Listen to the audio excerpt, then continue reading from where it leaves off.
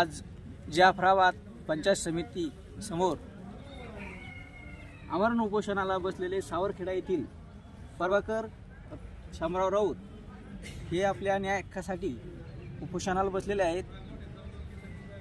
त्यांच्यावर जो जमिनी शेतीचा जागेचा जो वाद आहे त्यासाठी त्यांनी उपोषण ठेवलेले आहे आणि गरीब समाजावर अन्याय होतच असतो, त्याला वाचा फोडण्याचं काम आम्ही आमच्या माध्यमातून करत असतो। मामा, आपलं नाव काय? माझं नाव प्रभाकर शामराव राऊत, राहणार सावरखेडा, तालुका जाफराबाद, जिल्हा जालना। आपल्या ज्या जागेचा जो स्क्वेअर फूट कमी झालेला आहे तो कसा झाला आणि त्याला कोण जबाबदार आहे? हे स्क्वेअर फूटची जागा हे ग्रामसेवक आणि सरपंच यांचंच असायला पाहिजे। कोणत्या वर्षी झालेला आहे तो तुमचा?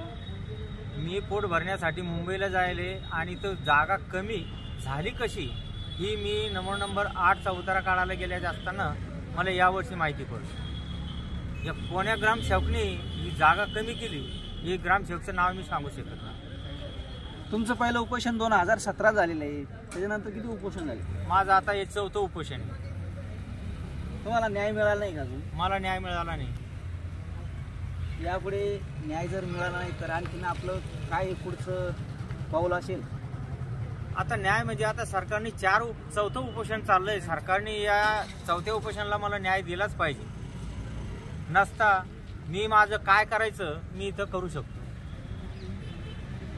संबंधित ग्रामसेवक तसेच कमी झाली जागा आहे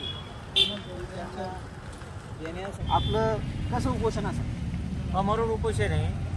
जर मला न्याय नाही मिळाला, मी मागं 16/1/2024ला उपोषण केलं, मला कोणतंही संरक्षण मिळालं नाही। आता ही 12/2/2024ला उपोषणला बसलो तरी मी डॉक्टर आले नाहीत, पोलीसवाले कोणतंही संरक्षण मला इथे मिळत नाही। जर समजा असा माझ्यावर अन्याय होत असेल तर इथं लिंबाचं झाड आहे, एक दोरी आणील आणि मी माझं उपोषण तिथंच सोडलं। आज प्रभाकर शामराव राऊत यांनी टोकाचं पाऊल उचललेलं आहे, त्यांचं 4थं उपोषण आहे। तरी संबंधित पंचायत समिती या कार्यालयाचे BDO साहेब यांनी खरोखर यांना ताबडतोब न्याय द्यावा